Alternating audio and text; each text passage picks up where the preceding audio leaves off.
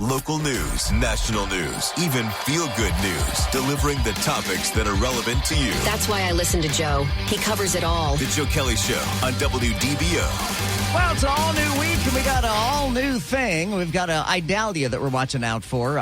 We really thought, we were led to believe that at the 5 o'clock update from the National Hurricane Center, that's when Idalia would be upgraded from a tropical storm to a hurricane. As fate would have it, it is not. The 5 o'clock update from the National Hurricane Center has not updated the storm to hurricane status. It is still just a very strong tropical storm, but we'll keep a close eye on that and give you any updates from the National Hurricane Center. And, of course, we're going to have a complete rundown on everything you should expect, the timeline and more with the storm. Let me give you a couple programming notes here for you. Coming up in about 30 minutes from right now, we will talk to Channel 9 Eyewitness News meteorologist George Waldenberger. He is going to give us the update on Idalia and what we should expect here in Central Florida. That'll be coming up right after the news at 5:30. At 6 o'clock, we're expecting yet another news conference from Governor DeSantis. I don't know, if you're new to Florida, you may not recall this. But if you're new to Florida, prior to Governor DeSantis being in office, was Governor Rick Scott. And Governor Rick Scott, whenever there was a hurricane in town that was going to be affecting the state, he would hold news conferences pretty much every 2 hours or so from different parts of the state with different law enforcement agencies and different emergency managers. And he would basically give the same news conference every couple of hours, which honestly is a great idea, is brilliant, to keep pounding the same message hour after hour after hour. You're consistent with the message.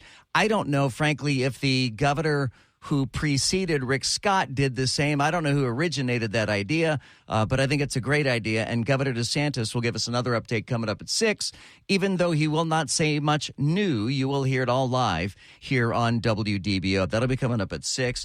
At 5:25-ish, 5:20, we'll have all the headlines you missed while you're at work today. So here's what we know so far about Idalia. Idalia is still a tropical storm. It is expected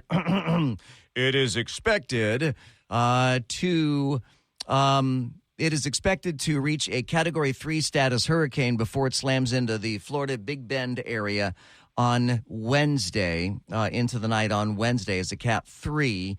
And thousands of Tampa Bay residents have already been told to evacuate Tropical Storm Idalia as it's set to slam into Florida with 100-mile-per-hour winds. The Tampa side of the state really gets it bad sometimes, and they may well be getting it bad this time. A lot of Tampa sits below sea level. Not all of it, not quite like Jacksonville. Jacksonville has it much worse, but Tampa has a lot of places. And in fact, our group of radio stations in Tampa sits below sea level, and every time they get a hurricane, our Tampa group of radio stations get a pretty good flooding into their building. One would think that they would move out of that building, but that's a pay grade beyond mine, evidently. Residents in Citrus County, Pasco County, Hernando County have been told to leave their homes today as part of an ongoing evacuation, while storm surge and hurricane watches have been issued across 11 counties in the Tampa Bay area. Now, this is where, and I go back to the looting issue that happened in Maui. When there is looting, it inspires people to not leave their homes. And if it bothers me to think that a homeowner is going to put their home possessions as a greater priority than their own lives, yet that's exactly what happens. And it bothers me even more that the ne'er-do-wells, the scallywags and scumbags out there would take advantage of a storm like this, a potentially deadly storm, and would go loot houses as people are at their most vulnerable. These are the same kind of dirtbags that read the obituaries to find out when the funerals are so that they can go rob the homes of the people because they know they're going to be at a funeral. Just drives me nuts. But this is one of those incidents where I firmly believe that looters should be shot on sight. Just to send a very clear message that is not going to be tolerated. We will not tolerate looting because, and it's not about the possessions.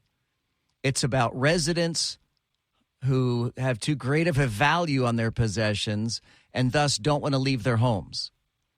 And by the way, if you're leaving your home, take your pets with you. And if you don't take your pets with you, at least don't chain them down. At least give them the opportunity to run away. Give them the opportunity to seek higher ground.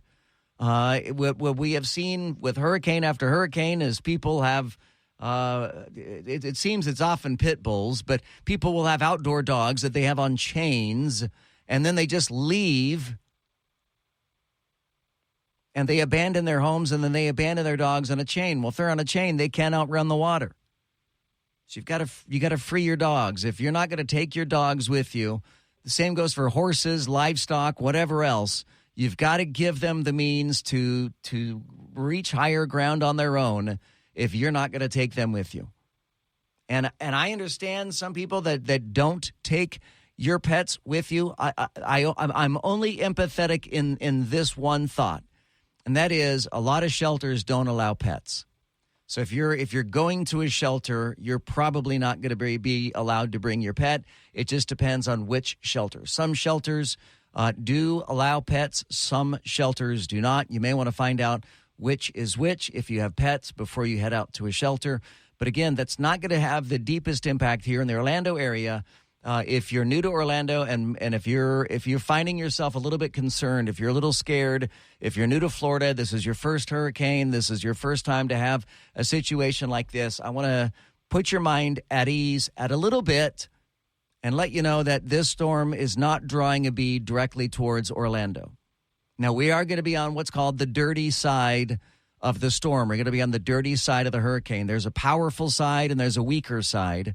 And we're going to be on the right side of the storm, and the right side of the storm is the dirty side or the powerful side. It's the one that has the strongest winds, the heaviest rains, and the most storm surge. But here in Orlando, we're not going to get storm surge from the Gulf of Mexico. This storm is not that big. I don't know if any storm would ever be big enough to bring storm surge from the Gulf of Mexico all the way to Orlando.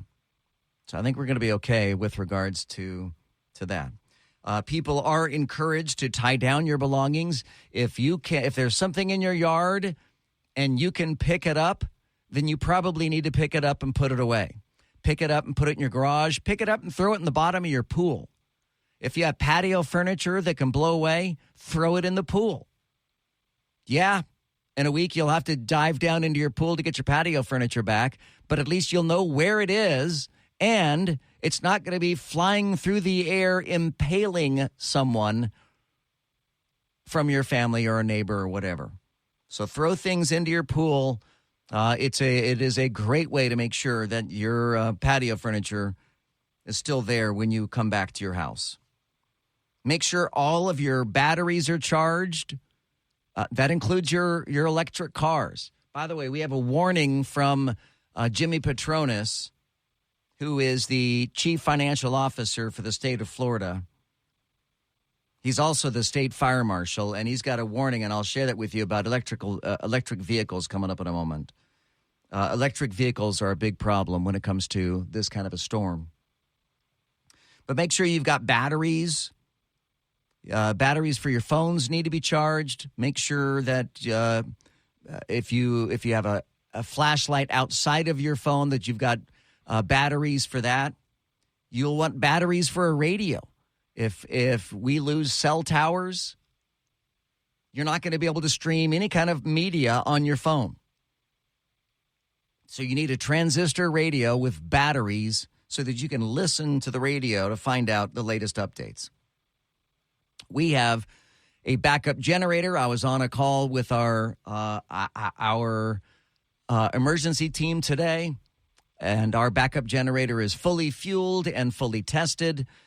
In the event of a power outage, a massive power outage, we will continue to broadcast. But if you have a power outage, you may not be able to receive the signal. unless you have a transistor radio with battery backup. So make sure you have that. Make sure you have prescriptions. Make sure you've got enough medicine to get you, through a week. If you're someone who takes, regular maintenance prescriptions, make sure you've got the drugs that you need to get through this storm. Paul, did you want to add something? No, I was just going to say, if you don't have a transistor radio, you can always just make sure you download the WDBO app, right? Unless the cell towers go down.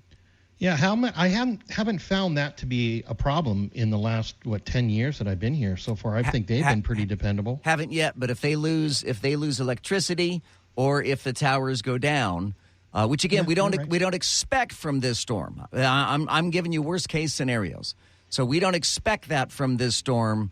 But it is, of course, always going to be possible, and you want to plan for the worst and hope for the best.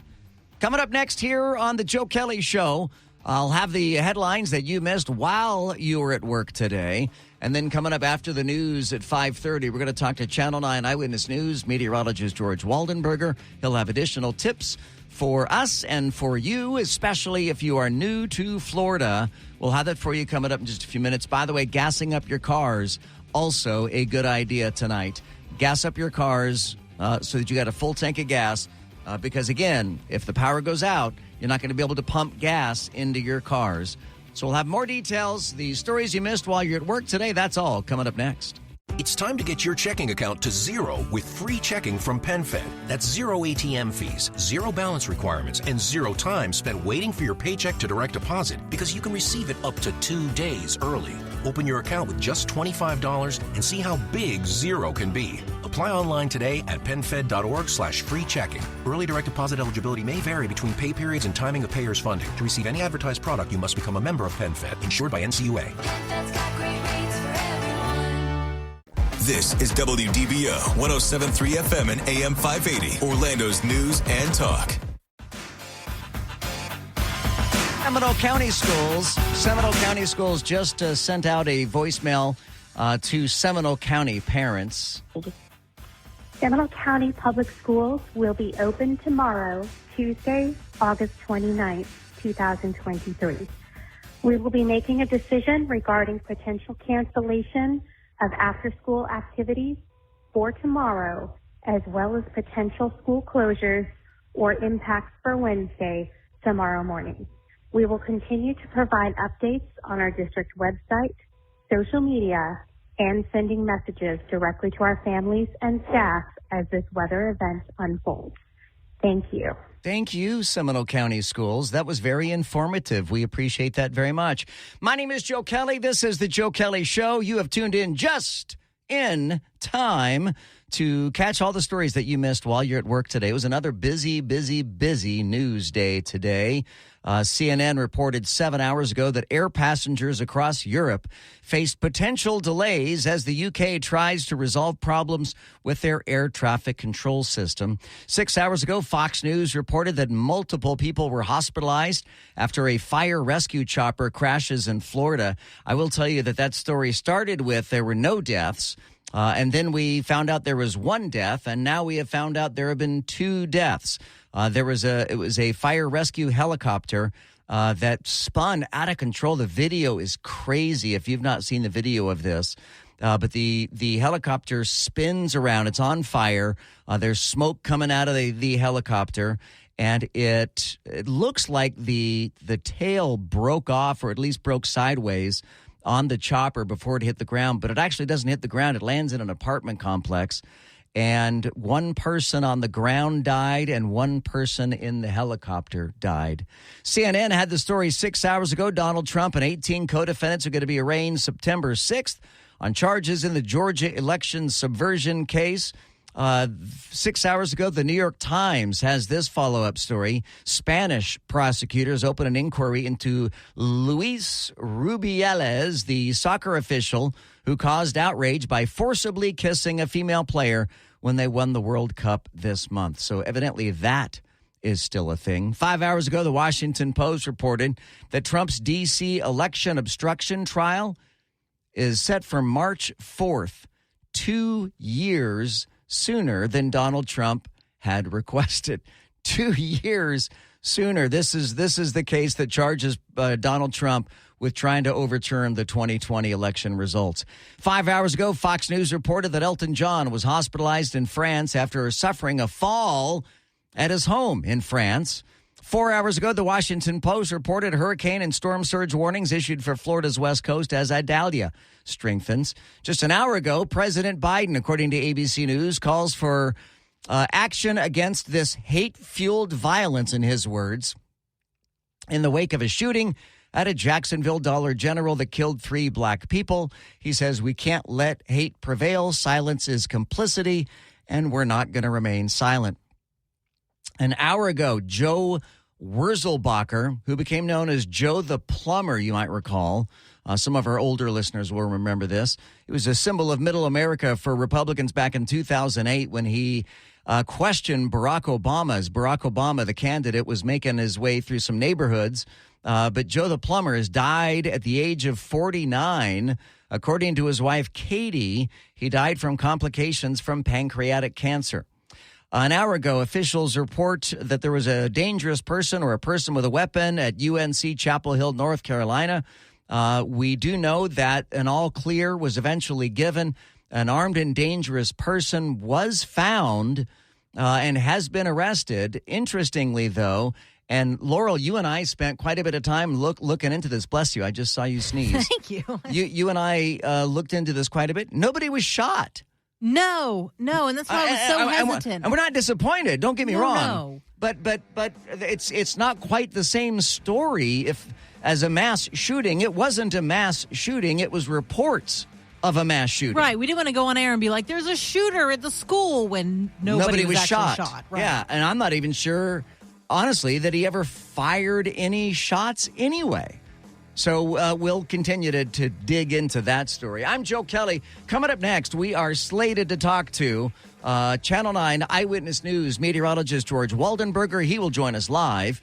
Coming up next here on The Joe Kelley Show on WDBO. This is WDBO 107.3 FM and AM 580, Orlando's news and talk. Talk and discussion on the latest breaking national news. Crude oil prices continue to fall. Local news. You're not going to have Disney have its own government in Central Florida. And stories that matter to you. Use the open mic in the WDBO app and let your voice be heard on The Joe Kelley Show. I'm so glad you're joining us. If you're new to Orlando, you're new to Florida, maybe you're new to WDBO, and this is going to be your first hurricane to deal with.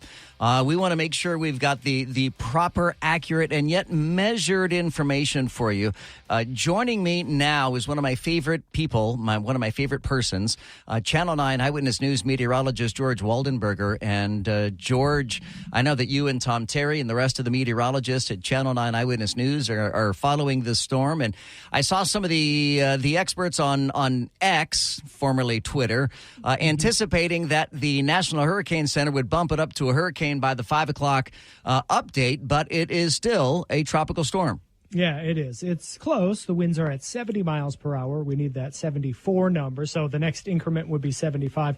It's close, but it's just not there yet. So we'll see if that happens tonight. But, Joe, the important thing is that this thing, as it moves, Idalia, as it moves into the Gulf, it is expected to rapidly intensify. And by Wednesday, just after midnight, the forecast is for a Category 3 while still over water.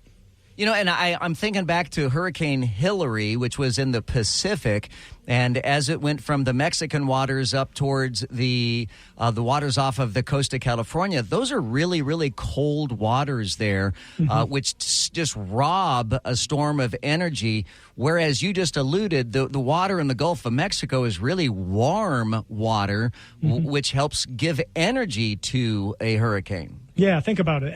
Hurricane and a tropical storm, or really any tropical system, is composed of thunderstorms. And those thunderstorms, all thunderstorms, have one key thing in common. It's that warm, humid air that rises, that generates, that gives you the buoyancy, the fuel for basically the convection, what gives it life. And so if you have warm and humid conditions at the base of the atmosphere, or warm Gulf water, all the humidity you could need, and a very warm heat source, that's pretty much an unending source of those thunderstorms. So give them a little time. Not only do they build, but they can also organize as well. And George, as I got into my discussion here with you, I mentioned that we want to make sure that we give our listeners the most accurate picture of what the expectations are, but we want to be measured about it. We don't want to oversell it. We don't want to scare people, particularly if it's not necessary. Where is the line this time around with regards to Idalia in particular? I know that it's not an exact science, but you guys are pretty darn good at figuring this out. Yeah. So right now we haven't had a lot of drastic changes with the forecast cone from update to update. Sure, there have been shifts, but they are updates, and updates in each one, you learn more. So there should be at least a little shift in the track one way or another when you do get an update. And we have been seeing that. The latest update is a little bit farther to the west. Nonetheless, we still have models that kind of show us on the east edge of that forecast cone. So if we had a hurricane track on the east edge of the forecast cone, that could still take it over parts of Marion County, which is still part of our coverage, TV coverage area. Now, on the other side of the cone, that takes you all the way up toward Big Bend. And so there's still, we're still talking almost 2 days out. There's still error there. And so there's still uncertainty where the exact track is, how far the center of the system is, major hurricane or not. And so that determines what impacts will be felt in your neighborhood. And of course, Joe, we want to be measured. We have to be measured because last season was very difficult for a lot of people. The last thing we want to do is scare people. What we're here to do is walk you through it. We're guiding you through it. We want to help you make the best choices and help you prepare as best as possible and as reasonably as possible. Now, Idalia is not our only storm right now. We've got we've got a Hurricane Franklin out in the Atlantic, which is not going to have an impact on Florida, at least not a direct impact, but is when it comes to the globe as a whole and the Atlantic basin in particular, is Hurricane Franklin having an impact or an effect of some sort on what will become Hurricane Idalia? Oh, sure. Yeah. I mean, it basically will impact the currents that Idalia will eventually go into. But I'm really glad you brought it up because I really want to talk about the beaches, Brevard, Volusia, Flagler County beaches. They're going to get wave energy from Franklin. So the energy from the hurricane, the winds, push the waters, and that generates waves. We call that long period swell. Surfers know this. The surfers were out today. They're going to be out tomorrow at those beaches. So we're going to have wave energy from Franklin, which isn't coming anywhere near us. And then on top of that wave energy from one hurricane, Franklin, we're going to have wind energy from another hurricane, Idalia, as Idalia moves to the north and west of us. So a very complex setup for our coast. But by Wednesday, we could have waves up to 10 feet at our beaches. So very interesting setup there. We'll have to watch for dangerous rip currents. I think the surfers will be out tomorrow morning. I don't think they're going to be out on Wednesday. I hope not, at least anywhere near Idalia, because obviously we want people to stay safe and we don't want to encourage other people to go anywhere near the waters. And George, we have, as you well know, tens of thousands of new Floridians, and this is going to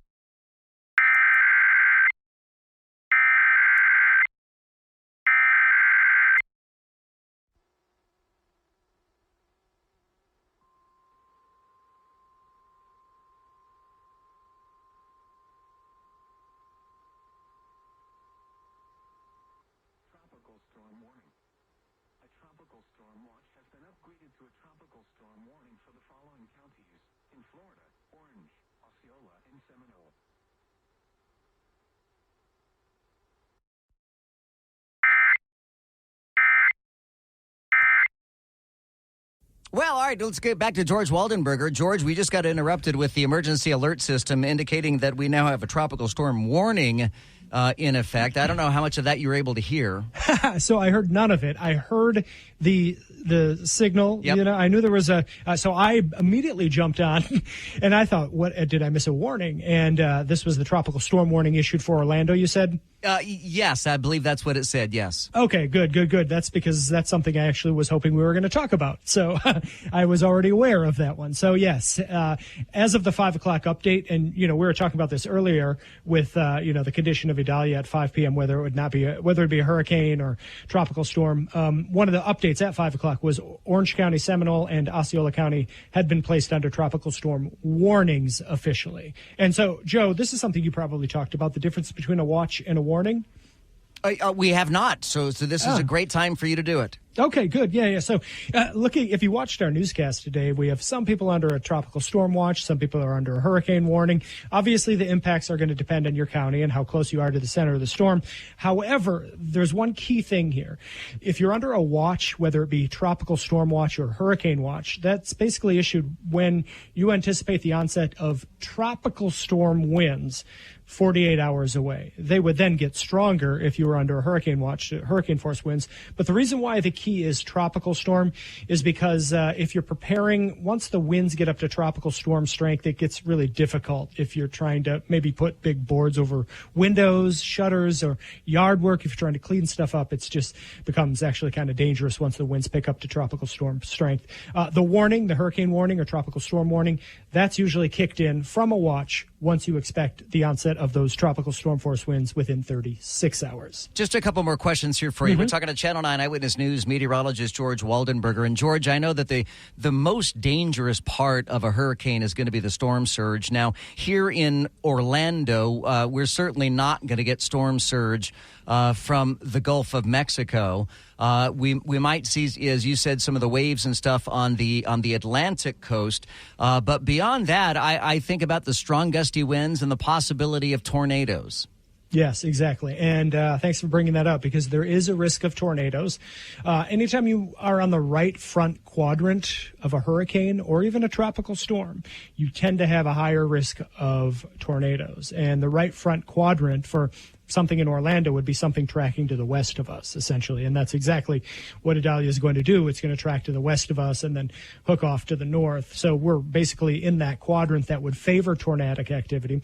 So when these bands start arriving early tomorrow, late afternoon, and then tomorrow overnight into Wednesday, we have to watch the risk of embedded tornadoes within those rain bands as well. So kind of a multi-hazard threat here, but we break it up into those different threats to kind of walk you through what to expect. And lastly, I cannot overemphasize, and perhaps you can add to this, the dangers of flying things through the air.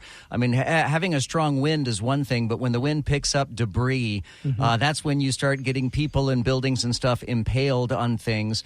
And I heard today someone say, and I thought this was a great way to put it, that if you've got something in your yard that you're able to pick up, then you need to pick it up and move it somewhere safe. If you're not able to pick it up, then it's probably going to be safe where it is. But if you've got lawn furniture, patio furniture, if you've got hanging potted plants, those kinds of things outdoors, it's not bad enough that you're going to lose those things in the wind, but you may well hurt someone when it flies away. Yeah, think about if, let's say, you had a neighbor and they were doing yard work and they had a bunch of boards that weren't that heavy and they were kind of just, they were just kind of lying stacked up against the house or something. Yeah, a gust of wind could take that into your window, So obviously you want to secure anything. It's easiest just to bring it in. Secure anything that could be blown off as if a sail, a hammock. Yard furniture can be blown off quite quickly, especially if it's plastic. It could hurt somebody else. It could damage your neighbor's furniture or damage your neighbor's home. So, just bring that stuff into the garage, into the enclosed porch, into the house if possible. And something that I know that you do regularly, I see it on Facebook. You are a very good handyman, but also when it comes to your trees, to make sure that you don't have any dead branches, to make sure that your trees are going to be able to withstand some pretty gusty winds. Yeah, good point, Joe. It's best to do that before the season. Right now, if you start trimming a whole bunch of limbs back and then you have a pile of limbs, these could also be blown. So if you are going to trim tomorrow, between today and tomorrow morning, make sure you put those limbs in a secure place or take them to dispose of them right away so they're not blown around in the tropical storm force winds. But also, when you clean your yard, when you rake your yard, bag that stuff. Please don't blow your yard debris into the street, because the rain picks that up, it goes into the gutters, it clogs those drains, and then you have flooded streets. Yep. So bag that stuff. And of course, if you have a bag of leaves and the hurricane comes, put that bag in your garage with your yard furniture so it doesn't get blown around, and then you can put it out when it's time to clean everything up. It's always great to catch up with you. Channel 9 Eyewitness News meteorologist George Waldenberger. I know you're going to have a busy couple days ahead of us, as I think a lot of us in broadcast media will have a busy couple days ahead of us. But, George, we'll talk again soon, and thank you so much for bringing our listeners up to speed. All right, thanks. Look forward to it. Talk soon. 5:50 now here on the Joe Kelley Show. If you have any specific questions about this storm in particular or hurricanes in general, we'll do our best to answer your questions at 844-580-WDBO. It's 844-580-9326, or you can use the open mic in the WDBO app. The Joe Kelley Show on WDBO. The Joe Kelley Show on WDBO. In-depth segments on topics that matter to Orange, Seminole, Osceola, and all of Central Florida. The Joe Kelley Show on WDBO. I love your show every night. You're doing great, bud. Boy, we do have an interesting crash there on the 429 at Stony Brook Rest Parkway. It's a big construction zone there, Paul Cross. And it is looks like it's an overturned big rig hauling sand. I sure hope that sand was not en route to a sandbagging place. I'm not sure. They had it originally listed as the big rig on fire. You can tell here. Do you see the trailer there on the video that I'm looking at? You can see the trailer there. They're trying to tip it and empty all the sand out of it. It was on fire. I've never seen this before, but yes, they're trying to dump out the rest of the sand that's in the trailer. Usually they just try to right them, but clearly they're trying to empty it first and then right it. Right. And it was on fire. So the one you can also see on my video here, you can see the actual cab of the truck down the roadway. It's separated from the trailer while the trailer was on fire, because that's what it was originally listed as, being a vehicle fire. But you've got one right lane closed right now, 429 southbound at Stony Brook, until they get this all straightened out. By the way, if you're looking at your radio thinking, how are people seeing that? What do you mean see that? What video? There's no video on my radio.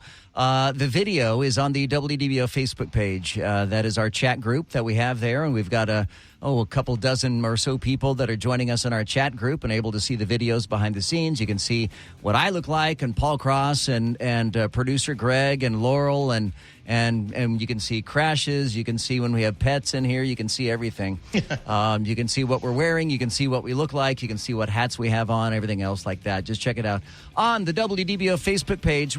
I've got to address this deal with electric vehicles. If you have an EV, a special warning for you about the forthcoming hurricane. We'll have that for you coming up next. Stay with us.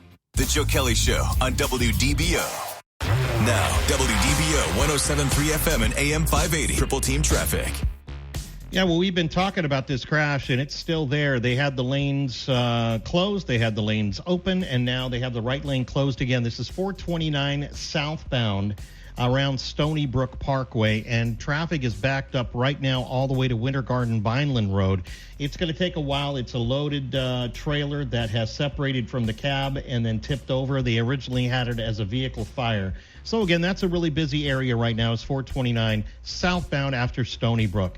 This report sponsored by ProTech Air Conditioning and Plumbing Service. For honesty, integrity, and 100% customer satisfaction, call ProTech 407-291-1644 or visit ProTechAC.com. From the WDBO Triple Team Traffic Center, I'm Paul Cross.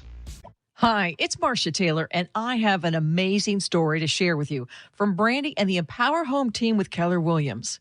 The Blitzer family called Brandy, and as always, she shined in her service and communication. But the best part was that she sold their home in just 3 days with multiple offers significantly over asking. Breaking news alert. Breaking news alert. From WDBO 107.3 FM and AM 580. Orlando's news and talk. Governor DeSantis is in West Palm Beach, and he is just now stepping up to the podium to address Floridians on the dangers of the forthcoming storm, Idalia. Well, good evening. Today I'm here to give an update for 6 o'clock with Kevin Guthrie, our DEM director, as well as General Haas, Adjutant General of the Florida National Guard. As of the 5 o'clock advisory from the National Hurricane Center, Idalia is currently located about 35 miles south of Cuba with winds of 70 miles per hour. It will become a hurricane very shortly. The storm is then forecast to make landfall along Florida's Big Bend Wednesday morning as a major hurricane. And the 5 o'clock advisory the National Hurricane Center nudged the track a little bit to the west. There were a lot of computer models that were pushing it a little bit to the west. And so whereas they had it impacting landfall in Levy County, now they moved it a little bit over west to Taylor-Dixie County. Look, these things can change, but that is a slight deviation from what had been earlier today. There is a hurricane warning for the Florida Gulf Coast from Sarasota all the way to Franklin County. The 5 p.m. advisory includes that if the storm hits at high tide, storm surge could reach 8 to 12 feet in some areas, particularly in that Big Bend region. This is life-threatening storm surge. If you're in coastal low-lying areas from Tampa up through Big Bend, you need to be ready to evacuate to an inland area. Evacuation orders for many of these areas have already been issued. More may be coming throughout the balance of tonight. Clearly, you have time today and for probably the better part of tomorrow, but you are going to start seeing some impacts with winds and some nasty weather Tuesday night. And, of course, we're expecting a landfall to happen sometime on Wednesday. Now, to make these evacuations easier on families, I'm directing Florida Department of Transportation to waive tolls in Citrus, Hernando, Hillsborough, Lake, Pasco, Pinellas, and Sumter counties beginning at 4 a.m. tomorrow morning. Current evacuation orders for coastal and low-lying areas have been issued in the following counties: Baker, Citrus, Franklin, Hernando, Hillsborough, Jefferson, Levy, Manatee, Marion, Pasco, Pinellas, Sarasota, Taylor, Union, Volusia, and Wakulla. If you are under an evacuation directive, please heed the advice of your local officials. You don't need to leave the state. You don't need to drive hundreds of miles. You don't have to try to outrun the storm. If you're in those low-lying areas, the reason why they're advising you to evacuate is because you're going to be susceptible to storm surge. And so if you get to a place that's higher ground in a safe structure, you can ride out the storm there and then go back to your home once the storm passes and all is clear. Shelters, all these places that do this are opening shelters. I think most of the shelters will probably be open sometime tomorrow morning. That's a place you can go. You can be safe there. You can go to friend's house, family's house. You can go to hotels and do that. But you do not need to get on the road and try to drive hundreds of miles to get out of any impacts of the storm. That's not advisable, and it's not necessary. Now, Visit Florida has activated the emergency accommodations module with Expedia to provide real-time availability of hotel rooms throughout the state. If you go to expedia.com/Florida, you can see what is available. I was able to visit today both Pinellas and Levy counties to meet with local officials and to provide an update on our preparation efforts. We are coordinating, as I mentioned, with utility companies. There are already more than 20,000 linemen that are ready to respond, and more on the way throughout the balance of today and tomorrow. This will be an important effort to get power back on very quickly. We have spoken with local municipalities and advised them to be able to be willing to accept the mutual aid from other utility companies and their linemen so that all of our residents can get power back on as soon as possible. We've been working with the counties to make sure they know that we stand ready to assist with requests. We have received 300 requests for resources, with most of those coming in since noon today, and the Florida Division of Emergency Management is in the process of fulfilling those requests, and that will go all through the night and into tomorrow morning. We currently have over 400,000 gallons of fuel staged and ready to deploy, and additional assets are expected over the next few days.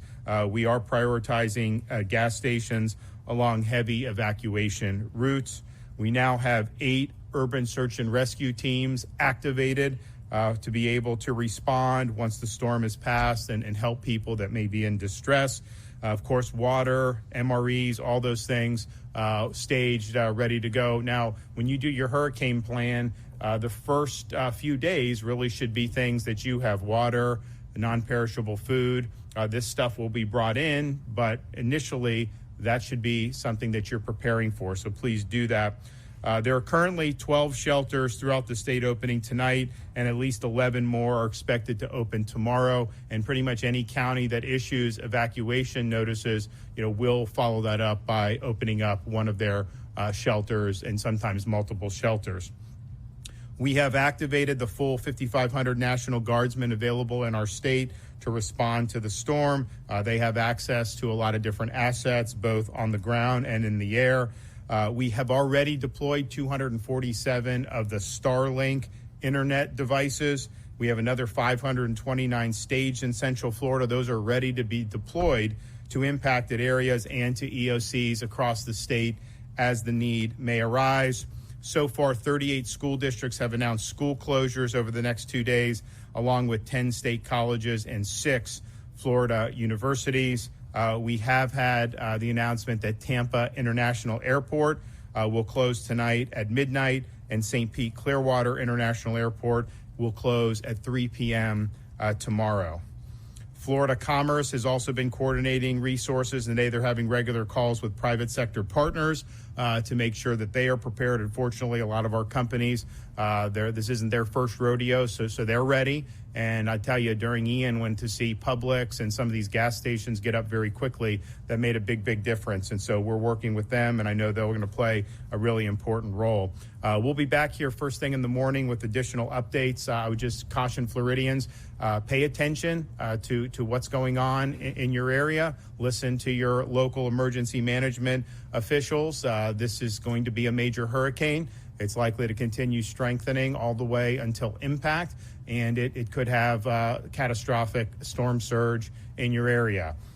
We will keep you updated on the track as that may change one direction or another, but at the end of the day, I think we've been through enough of these. I mean, if you're on that Gulf Coast, you could have major impacts even if you're outside of the cone. So please prepare accordingly. Visit floridadisaster.org/get-a-plan if you have any questions about what you may need. I would prepare to be without power. This thing comes in at Category 3. It's going to knock over trees. It's going to knock over power lines. It's going to cause an interruption in service. So just be prepared for that. Obviously, we understand how important that is by staging as many people as we do. I have no doubt those folks will get to work immediately once the storm is passed and do a great job restoring. But there is not likely to be a situation where you're not going to lose power at all if you are in the path of this storm. So please take precautions for that, and we will do our best to work with all the stakeholders to make sure that the power is back on as soon as possible. Okay, we'll hear from Kevin Guthrie. All right, that's Governor Ron DeSantis, and I initially had mentioned at the beginning of that discussion that Governor DeSantis was in West Palm Beach. That was because the on-screen chyron said that he was in West Palm Beach, but I understand now he is actually in Tallahassee, and I suspect that'll be his last news briefing of the night, as he said that he will be getting up first thing in the morning and updating everybody in the morning. And since he is in Tallahassee, that means he is effectively home for the night. So that is probably the last we're going to hear from Governor DeSantis tonight. And this, of course, takes Governor DeSantis off of the campaign trail, which, might ultimately be a good thing politically for Governor DeSantis, as this allows him the opportunity to kind of reset his campaign and to look like a leader during this storm event. I will tell you, if you're new to Florida, this is the same Ron DeSantis. He's not doing anything different than he hasn't done in the past, or has done in the past. He regularly gives updates every 2 hours, even if he is repeating the same information over and over again, which, quite frankly, there are people tuning in and out all the time, and sometimes people will hear the message. Sometimes people won't hear the message. I had mentioned earlier that we would talk about electric cars and what the challenge or problem or warning is for residents that have EVs. If you have an electric vehicle. Joe Kelley, how you doing, sir? As you were saying something about electric cars and the storm, you never came back to that topic. Would like to hear what you had to say about this. All right, so we got a note here from Jimmy Petronas. Jimmy Petronas is the CFO for Florida, and he's also the state fire marshal. And he is reminding owners of EVs and other lithium-ion-powered devices to relocate their devices away from areas that could be impacted by storm surge. Petronas said Quote, we saw a number of fires associated with EVs from Hurricane Ian. We know that salt water from storm surge can compromise these batteries, causing fires which cannot be easily suppressed. The best fire teams can do is to keep water on the battery until the fuel burns out. If you're evacuating and leaving an EV or other lithium-ion powered devices like scooters or golf carts in your garage, you're creating a real fire threat for your home, your communities, and for first responders. Take this threat seriously, even if there's just a small risk of your EV being impacted by storm surge. Move it to higher ground before it is too late.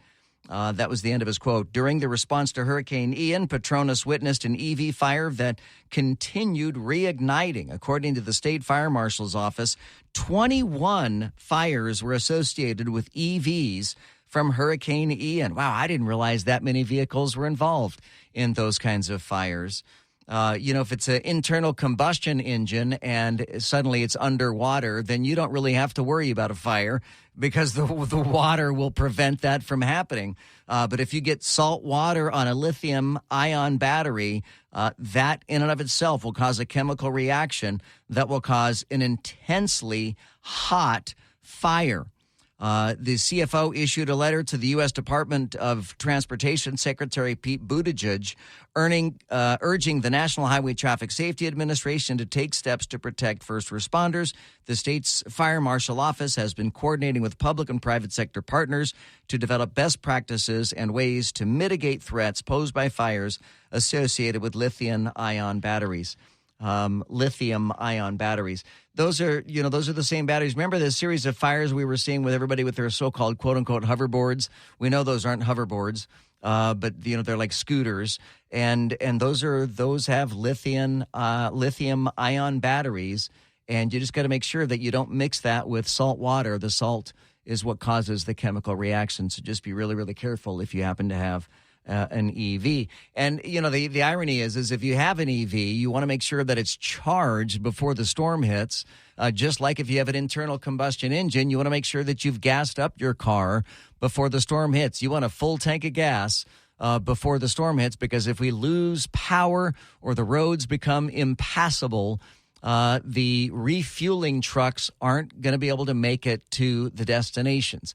If gas stations all lose power, they don't have backup generators, then no amount of fuel in the tanks at the gas stations is going to do any good, because they won't have the electricity to pump the gas out of the tanks. So there's several reasons why you want to make sure you fuel up your car before a storm like this hits. I would imagine that I will stop on the way home and fill up, and I'll probably stop tomorrow again and top off just to make sure. And that's good advice for everybody.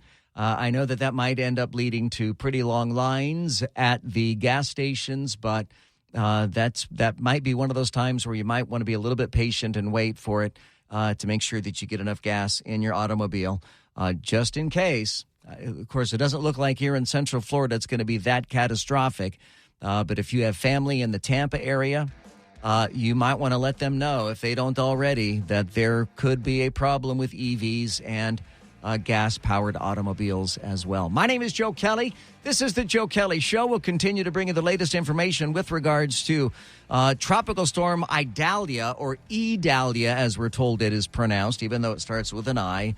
It's always the I-name storms that seem to cause us the most problems. It was Irma, it was Ian, now it's Idalia.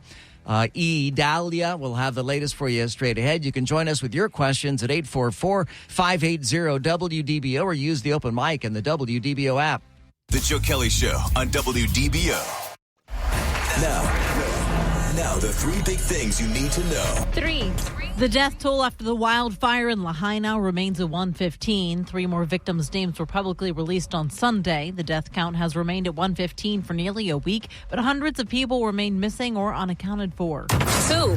Tropical storm Idalia has Florida in its crosshairs. The storm is expected to strengthen into a hurricane sometime today and pass over western Cuba tonight. Idalia will become a dangerous major hurricane and make landfall on the Gulf Coast by early Wednesday morning. 1.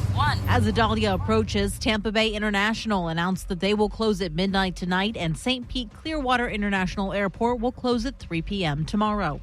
The Joe Kelley Show on WDBO.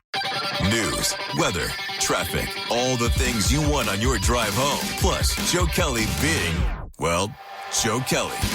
Now, The Joe Kelley Show on Orlando's News and Talk, WDBO. Well, if you want to see this overturned big rig, we've got the video up now on the WDBO Facebook page. We can see that, and that is something I have never seen crews do before. Whenever there's an overturned big rig and if there's a load that gets spilled out, generally they try to put the load back into the trailer before they right it. In this particular case, they dumped it all out. Paul Cross absolutely flipped over that trailer, wheels up on purpose to dump out all that sand, which of course will make it lighter and easier to now right the trailer and to be able to tow that off. And then we just end up having a couple of tons of sand on the side of the road. Yeah, they've got a crane there. It's a big crane wrecker, and they're going to try to flip this thing back over again so they can get it onto those back wheels and kind of tow it out of there. But it's going to take a long time for this to be done. Yeah, they should take your time getting home tonight on 429 southbound here. At what? It's at Stony Brook, just around Stony Brook. The real bad delays start just after that turnpike exchange, just as you get onto 429, you're going to find brake lights there. Only one lane open right now, and everybody's got, this is something new. You could see people taking pictures of this thing as they go by. That's quite a sight to see. I understand why people are taking pictures of that and slowing down for it, because that is quite a sight. And our understanding is nobody was hurt, right? Because we think the truck driver was able to detach the tractor from the trailer. Right. I don't have any injuries listed on this crash. The actual cab of this big rig trailer is just about 50 yards ahead of where this was, and it was originally listed as a vehicle fire. But now we see that the contents are all sand, and this thing is flipped over on its head with its wheels up. But again, this is what's causing the big problem this afternoon, 429 southbound near Stony Brook. Well, as fate would have it, I have an allergy. I am allergic to toll roads, so I don't take toll roads in the first place. I never, unless it's an absolute emergency, unless I am really running late, I try to stick it to the man with every chance I get. And I avoid every toll road imaginable, even if and when it adds an extra 20 minutes or so to my drive. That is an extra 20 minutes I get to spend listening to a church sermon or listening to WDBO or listening to whatever it is. I mean, sometimes I just turn the radio off and I roll the windows down. I just enjoy some fresh air, even when it's 10,000 degrees outside. But I won't be on that road later today anyway, so there you go. Not that the whole world revolves around me, but it does. I mean, for me at least. Hey, it's okay. We're okay with that. That's why we're all here. Yeah. So, all right. And there's no other vehicle involved in it. It's just that one truck. Nope, just the one truck. Originally, like I said, stated as a vehicle fire. So I'm not quite sure what happened there. They did have fire crews and stuff out, but it doesn't look like there are any injuries, and it doesn't look like anything burned up. So who knows? Yeah. If you want to see it, just check it out right now. It's on the WDBO Facebook page as part of our live chat. You can see it there along with the faces of all of us that are broadcasting here with you tonight. My name is Joe Kelley. This is The Joe Kelley Show. We will continue with more about the forthcoming Hurricane Idalia. It's not a hurricane yet. It's still a tropical storm, and it is down on the west coast of Cuba at the moment, but it is expected to intensify rapidly, get into that warm Gulf of Mexico water, and then make its way up towards, at the moment at least, the Big Bend of Florida, where Florida's peninsula becomes the Panhandle. But it could, of course, continue to move towards the east, which would put it closer to the Orlando area. We'll continue to track it overnight and have all the latest information for you coming up in the morning on Orlando's Morning News with Scott and Ez. This is WDBO 107.3 FM and AM 580, Orlando's News and Talk. Connected to our community. Talk local issues and events with Joe Kelley. Use the open mic in the WDBO app and let Joe know what interests you. The Joe Kelley Show on WDBO. All right, Laurel, you just told me something that I was not aware of. So someone was shot at the Chapel Hill? Yeah, NBC's reporting that the University of North Carolina confirms one faculty member was killed after a shooting on campus. Police say they have that suspect in custody, but they're not releasing the name or possible charges yet. And the shooter was a grad student. Boy, that was so weird because they, for the longest time, we didn't get any reports out of there about anybody being shot. In fact, I kind of had to go back and rethink whether or not they even reported that shots were fired. Yeah, they were really, really quiet about that. And that's usually one of the first things they report is injuries. Yeah, and in this case, I was not aware that somebody not only has been shot but has died from that. And meanwhile, Paul Cross, we got a big pile of sand on the side of the 429 right now. I keep thinking, does anybody need sand for anything? Because they'll need to clean up. Yeah, all they have to do is put up some signs saying free sand for the hurricane, and that'll be gone a couple hours. Yeah, I don't know what they're going to plan on doing with it. It's just going to be there for quite a while. I'll get a skid loader, and they'll get a truck, and they'll move that out of there, I would imagine, in pretty short order, probably tomorrow. But if it's raining, who knows? Maybe they'll just leave it there and let it be part of the roadside attraction there. They'll just have a big pile of sand. They can spread that out there, and the grass will grow right through it. It'll be like a golf course. It'll be really nice. All right, a couple of open mics here. Hey, Joe, I was thinking, usually when a major hurricane hits, they retire the name. My thought is, can we just retire the letter I? Yeah. Asking for a friend. Yeah, I'm tired of the ice storms. The ice storms lately have just been terrible storms. I hate the ice storms.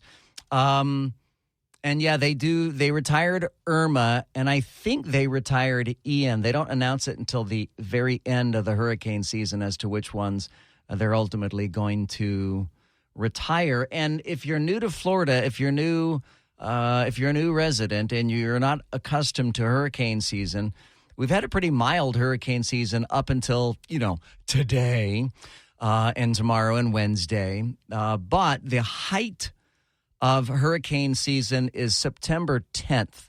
Historically speaking, September 10th is the height of our hurricane season. That's when we get the worst storms.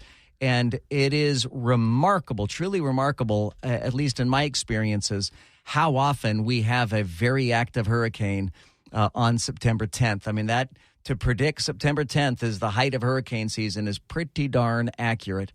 That's when things really, really do pick up. I think for first-time hurricane people, Joe, you've got to remind them that even though the graphic right now looks like Orlando is completely in the clear, we were in the clear with Ian and Charlie. Both of those hurricanes were supposed to hit Tampa the night we went to bed.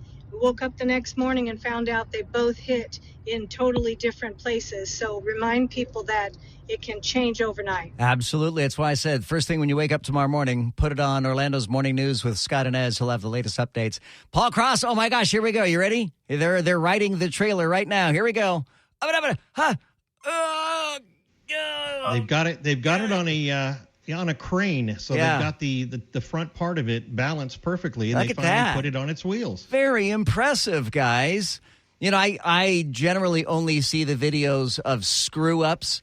When in fact, I posted a video on my Facebook page last week, but there was a crane that was knocked over, and they brought in this big crane to right the crane that was knocked over, and as soon as they got the knocked over crane back up on its wheels, evidently nobody put it in park or set the brake on it, and so it started rolling down a hill. The other crane was still attached to it, and the other crane flipped over on its side as well. So they solved one problem by creating another problem. But I can say that was textbook, flawless, what they just did with that trailer, flipping it upside down to get all the sand out and then righting it back on, putting the wheels on the ground. I don't even think they blew out any of the tires. I don't think so either. I think the tires are still good, which means they may be able to stick it on the back of a wrecker and just have the tires still on the concrete. Right. They might just be able to drive that bad boy away, and by the time, an hour or two from now, there's just going to be a pile of sand on the side of the road, and we'll never know why. Well, we'll know why. Will know why. We'll know why, but other people who don't listen will never know why. We're in the know. Wink, wink. Big pile of sand out there. There's a new poll that's out today that President Biden is too old to be effective as president for a second term. I really don't think it's about his age. I think it's about his mental ability. I think it's about his cognitive skill sets. Because let's be honest, Donald Trump is almost the same age. as Joe Biden, but Joe Biden just has aged more poorly than Donald Trump has. Biden is 80, and I think Trump is 77. Yeah, Trump is 77, and Biden is 80. But man, that 3 years is a world of difference between those two people, though. So this is a new Associated Press, NORC Center for Public Affairs Research, finds that many Americans, most of America actually, are united. This is one of the rare things that we as Americans agree with the right agrees with the left, that our president is too old. Joe Biden is too old. Age discrimination may be banned in the workplace, but the president's employers, that's you and me, aren't shy about our bias. In a new poll, 77% say Biden is too old to be effective for 4 more years. I think it could be argued he was too old to be effective for the last 4 years. Not only do 89% of Republicans say it, but so do 69% of Democrats. That is a overwhelming majority of Republicans and a solid majority of Democrats believe that he is too old. This is a view that is held across age groups, not just by young people. Though older Democrats specifically are more supportive of his 2024 bid. By contrast, about half of adults say that 77-year-old President Trump is too old for the office. Again, I don't think it's about age. Age, it sounds cliche, but age is just a number. I think it's about their ability. I think it's about their cognitive abilities. And Joe Biden has 0 cognitive abilities, and Donald Trump continues to be on par for who Donald Trump has been for a long time. He says wild and crazy things, no doubt, but he's not saying wild and crazy things that he didn't say 10 years ago. So I think he is the same guy. His cognitive decline has been considerably less, if non-existent, compared to Joe Biden. You can give me your reaction, 844-580-WDBO, or use the open mic on the WDBO app. The Joe Kelley Show on WDBO. The Joe Kelley Show on WDBO. Insightful. You tell the truth from your point of view. Entertaining. Man, that guy is a lot taller than he sounds on the radio. And engaging. When we hear you on the radio, it's a good thing. The Joe Kelley Show on WDBO. By the way, lest I forget, and I have not forgotten, but thank you so much to everybody who participated in Friday's Make-A-Wish-a-thon for Make-A-Wish. And we are results oriented, right? We want to know what the results were, and we fell short.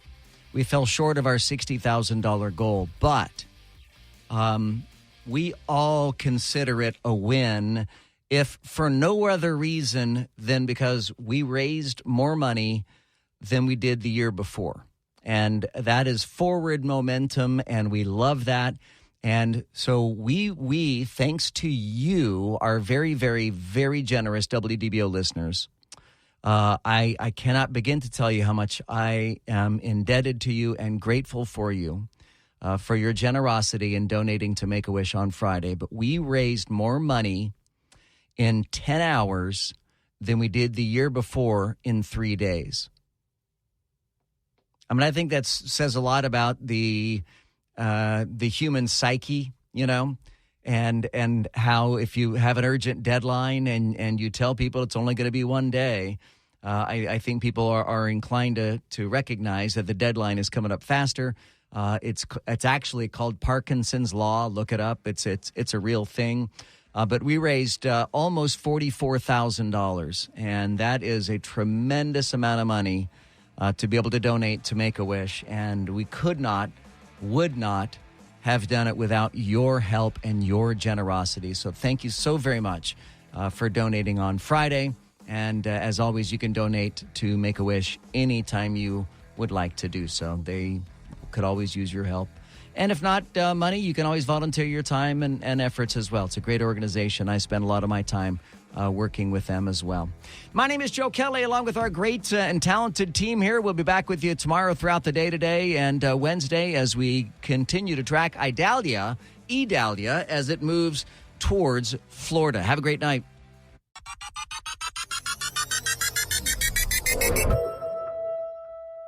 It's time to get your checking account to zero with free checking from PenFed. That's zero ATM fees, zero balance requirements, and zero time spent waiting for your paycheck to direct deposit because you can receive it up to 2 days early. Open your account with just $25 and see how big zero can be. Apply online today at PenFed.org/free checking. Early direct deposit eligibility may vary between pay periods and timing of payers' funding. To receive any advertised product, you must become a member of PenFed, insured by NCUA.